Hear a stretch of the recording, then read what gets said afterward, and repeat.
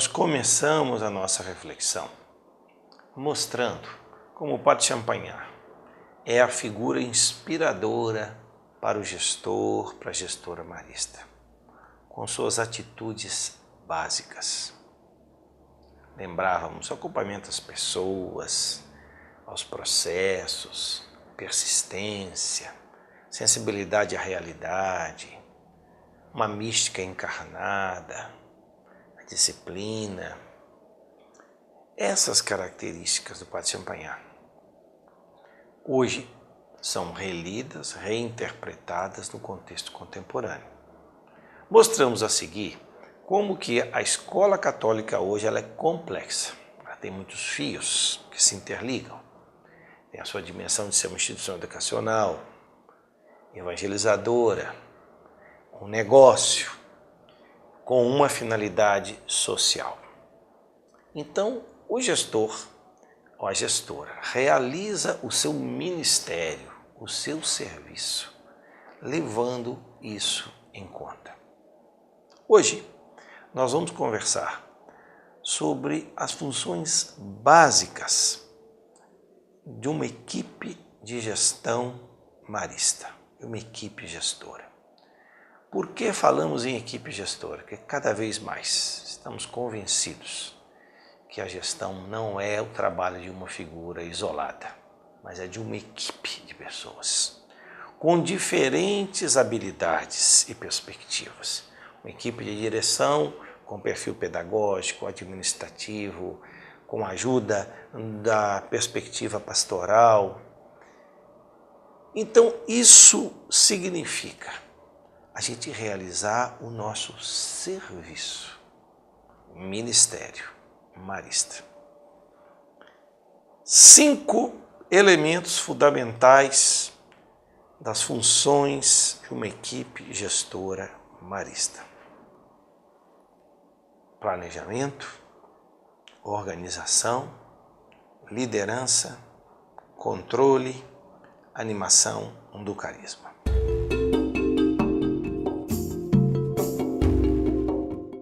Vamos começar com o aspecto de animação, de liderança.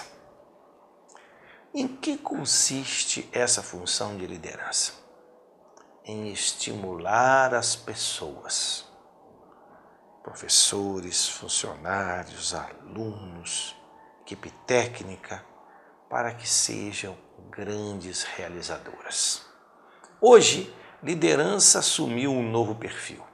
Não significa a pessoa fazer tudo sozinho, ela ser o centro das atenções, mas fundamentalmente mobilizar as outras para que contribuam com suas ideias, com suas habilidades para a realização da missão e para a inovação.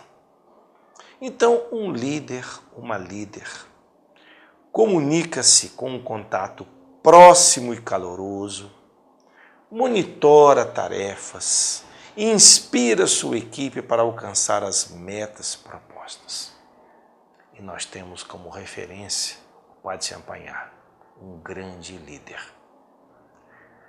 Os jovens da roça que encontraram o Padre Champagnat, narrado de uma maneira tão bonita, embora numa perspectiva histórica limitada pela vida que o irmão João Batista escreveu, mas também que a gente percebe de maneira tão clara nas cartas do Padre Champagnat, escritas no próprio punho, mostra uma grande capacidade de liderança. O Padre Champagnat entusiasma, chama, convoca. Função básica para uma equipe gestora é exercitar a liderança.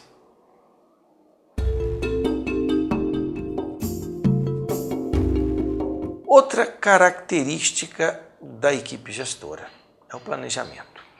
Hoje, dado a quantidade de atividades que a gente tem, a rapidez da sociedade contemporânea, os múltiplos fatores que vão interferir em qualquer processo educativo, a gente precisa planejar bem. Em que consiste o planejamento? Fundamentalmente, em definir metas a serem alcançadas e decidir as ações para conseguir isso.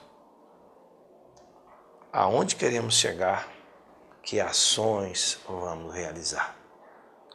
E você, gestor, gestora marista, que está acostumado a fazer planejamento, sabe que um bom planejamento inclui a análise das situações, a antecipação do futuro, a determinação dos objetivos, uma decisão sobre iniciativas a tomar, a escolha das estratégias e dos recursos correspondentes.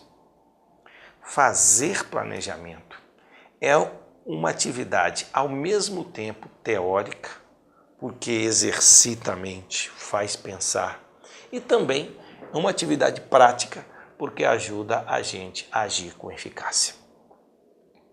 E hoje, o planejamento participativo é fundamental nas organizações e para nós que somos maristas, que acreditamos no espírito de família, que o Espírito de Deus habita toda a criação e o coração das pessoas também. O planejamento participativo envolve as pessoas, seja no processo de consulta, nas decisões e na execução. Agora, temos que evitar uma coisa grave nos planejamentos, que é colocar tudo o que fazemos sem ter prioridade. Se você já viu um malabarista jogando malabares, eu vi uma vez no circo chinês um malabarista que tinha uma enormidade de malabares. Mas chega um determinado momento em que a gente não dá conta mais de jogar com tantos malabares. Os malabares caem no chão. Então é preciso renunciar. É preciso abandonar algumas coisas e priorizar outras. Me recordo uma reunião, uma vez com uma congregação religiosa, uma irmã disse assim: olha, o grande problema do nosso planejamento é que cada ano ele fica mais gordo. Ou seja, a gente vai colocando cada vez mais atividades e a gente se sente sufocado por elas. Então, planejar significa escolher o alvo, significa priorizar. E quanto mais um planejamento é enxuto e a gente dá conta de olhar no planejamento efetivamente aonde a gente quer chegar e depois, ao olhar para ele, pode avaliar o caminho realizado melhor.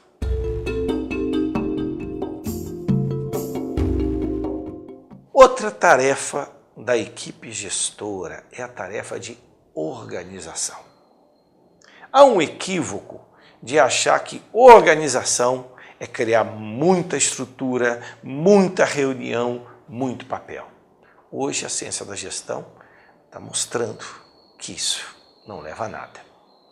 Organizar, fundamentalmente, consiste em reunir e coordenar pessoas, informações, recursos financeiros e físicos para a gente alcançar os objetivos. Quanto mais a gente liga essas características, esses elementos, melhor o nosso planejamento e a nossa organização. Para isso, é fundamental atrair pessoas competentes, especificar as responsabilidades delas, validar suas competências, agrupar tarefas em grupos de trabalho, ordenar e alocar recursos. Isso é organização. E a organização de uma escola é uma organização viva. Não se trata somente de administrar rotinas, nós também precisamos administrar rotinas.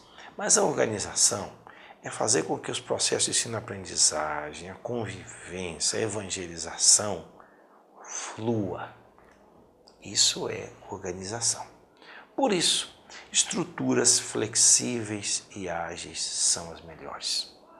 E aqui eu quero lembrar algo fundamental, que as reuniões são instrumentos importantes para a organização, mas elas têm limites.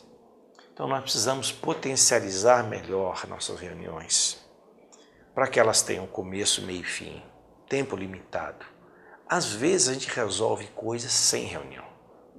Um telefonema, uma consulta rápida, um e-mail, de forma que a gente tem que reservar para a reunião aquilo que de fato é fundamental, seja para a nossa reflexão, seja para a tomada de decisões.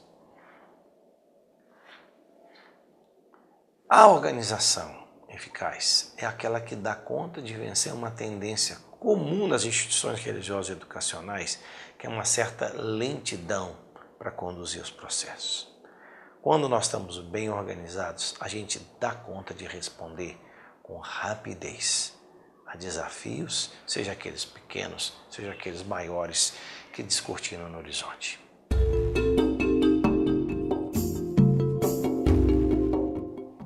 Outra tarefa da equipe gestora é a tarefa de controle.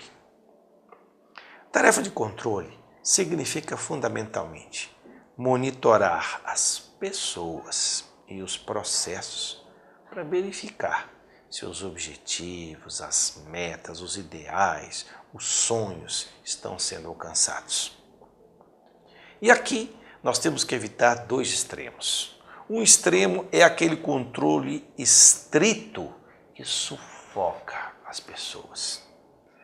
Eu me recordo de um diretor barista que eu cheguei a conhecer, que ele andava nos corredores e à medida que ele andava e ele via umas janelas, ele fazia assim com o olhar.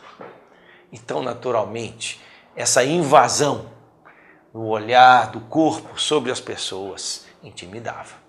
Então, nós temos que evitar um monitoramento que intimida, como também a ausência de monitoramento. Há pessoas que, em nome da liberdade, da responsabilidade, deixam as coisas fluir e não controlam.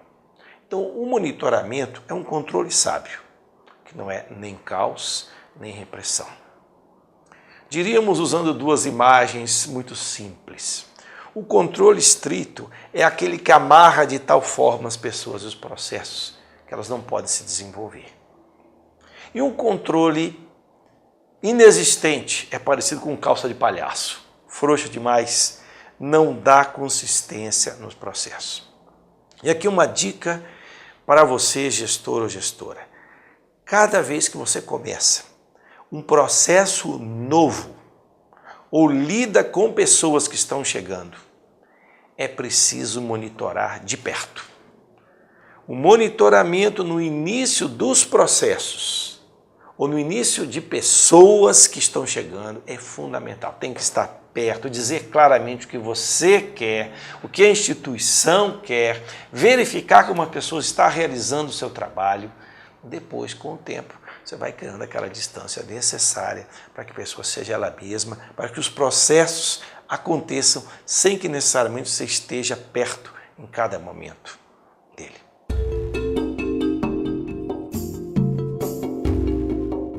Quinta característica ou função de uma equipe gestora marista, que poderia ser a primeira, é a animação do carisma.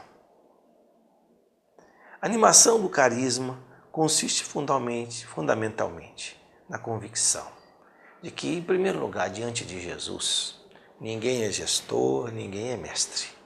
Todos somos discípulos. E numa instituição religiosa isso precisa ser verdade. Nós exercitamos ministérios distintos, funções diferentes, mas fundamentalmente nós somos seres humanos e cristãos que temos uma igual dignidade. Então nós testemunhamos de uma maneira silenciosa que vale a pena seguir a Jesus, que vale a pena se apaixonar pela causa de Jesus e pelo reino, e que o carisma do Padre Champagnat é atual. Que o amor às crianças e aos jovens, a educação integral, a promoção da cidadania são coisas que valem a pena. Então, animar o carisma é algo fundamental que vem de dentro. Vem daquela característica que nós dizemos do Padre Champagnat: sensibilidade à realidade mística encarnada. Resumindo, então, nós temos 5 funções básicas de uma equipe gestora marista, a partir da experiência do Padre Champagnat. Função de liderança, planejamento, de organização, de controle e de animação do carisma. Convido você, gestor, gestora marista, a desenvolver as habilidades nesse campo, a partilhar com a sua equipe essas características e essas responsabilidades e a vivenciá-la de maneira muito forte. Nós não estamos sozinhos nessa missão. Jesus disse que Ele nos deu o seu Espírito para nos acompanhar na história. E o Espírito é consolador nos momentos que a gente tem dificuldades, tristezas. O Espírito é fogo, é vitalidade que nos guia. O Espírito de Deus é água que purifica, que alenta, que mata a sede, que nos dá prazer de viver e de atuar. E nessa missão, nesse ministério de gestor ou de gestora, o Padre Sapanhá está conosco. Está à nossa frente, como nosso Pai, como nosso modelo idealizador, está também ao nosso lado na comunhão dos santos.